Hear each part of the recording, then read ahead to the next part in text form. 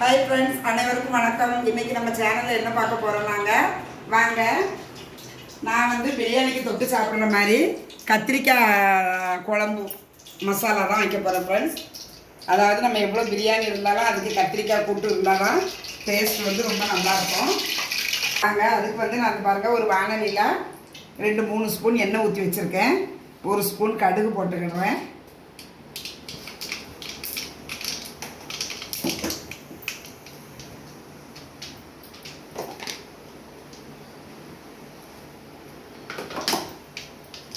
கொஞ்சோண்டு பெருஞ்சீரகம்,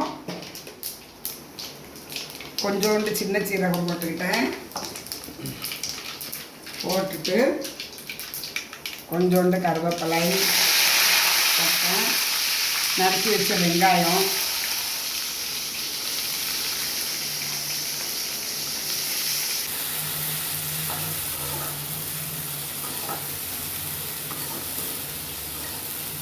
இது கொஞ்சம் நல்லா வதங்கினதுக்கு பிறகு நம்ம வந்து தக்காளி சேர்த்துக்கிடுவேன். ரொம்ப இல்லை, ஒரு பாதி தக்காளி நறுக்கி வச்ச தக்காளியை நான் சேர்த்துக்கிட்டேன்.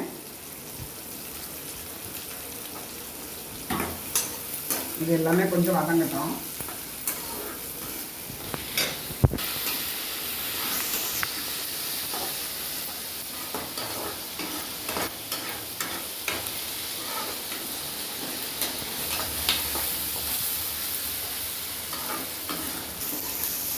இங்கே பாருங்கள், இந்த வெங்காயம் தக்காளி எல்லாமே நல்லா வதங்கிட்டு ஃப்ரெண்ட்ஸ்.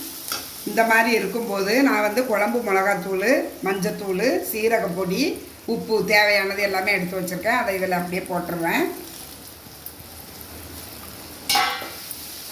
இந்த கத்திரிக்காவுக்கு மசாலா இதுதான் நான் சேர்த்துருக்கேன். இந்த பாருங்கள், இப்போ வந்து நான் கத்திரிக்காய் ஒரு 1/4 கிலோ கத்திரிக்காய் நீளமாக நறுக்கி வச்சுருக்கேன் ஃப்ரெண்ட்ஸ். இதை வந்து நம்ம அப்படியே இந்த மசாலாவில் அப்படியே சேர்த்துக்கிடுவேன்.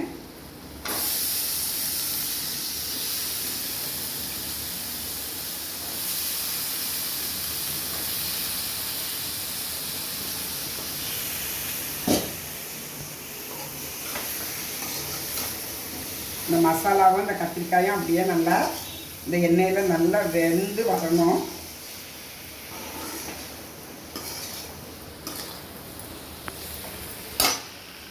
இது ஒரு 2 நிமிஷம் வதங்கினா போதும். வதங்கினதுக்கு பிறகு பார்க்கலாம்.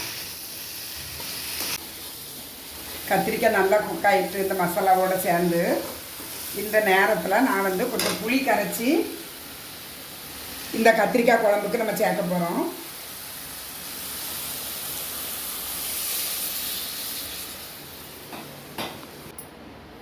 தேவையான புளி தண்ணி நல்லா ஊற்றிருக்கேன் ஃப்ரெண்ட்ஸ். அதில் வந்து இந்த கத்திரிக்காய் நல்லா வேகட்டும். வெந்து ஒரு 5 நிமிஷம் கழித்து பார்க்கலாம்.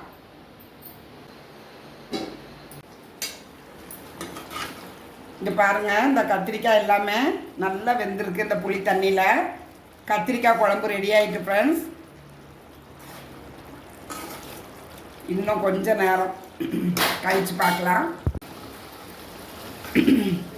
இந்த கத்திரிக்காய் குழம்பு இந்த பாருங்கள், பிரியாணிக்கு தொட்டு சாப்பிட்றதுக்கு கரெக்டாக பதமாக எல்லாமே ரெடி ஆகிட்டு ஃப்ரெண்ட்ஸ். நான் வந்து இறக்க போகிறேன். இறக்குற ஸ்டேஜில் வந்து இந்த பாருங்கள், மிளகு 1 ஸ்பூன் எடுத்து கொஞ்சம் பொடி பொடியாக, ரொம்ப அதிகமாக தட்டாமல் 1 பாதியமாக நான் தட்டி வச்சுருக்கேன். அதை லாஸ்ட்டில் சேர்த்துட்டு நான் ஸ்டவ்வை ஆஃப் பண்ணிடுவேன் ஃப்ரெண்ட்ஸ். கத்திரிக்காய் குழம்பு ரெடி ஆகிட்டு இவ்வளவுதான். இன்றைக்கி நம்ம சமையலில் என்னென்னா, பிரியாணிக்கு தொட்டுக்க கத்திரிக்காய் குழம்பு தான் நான் செஞ்சேன். Thank you, bye. வேறு ஒரு வீடியோவில் மீட் பண்ணுவோம்.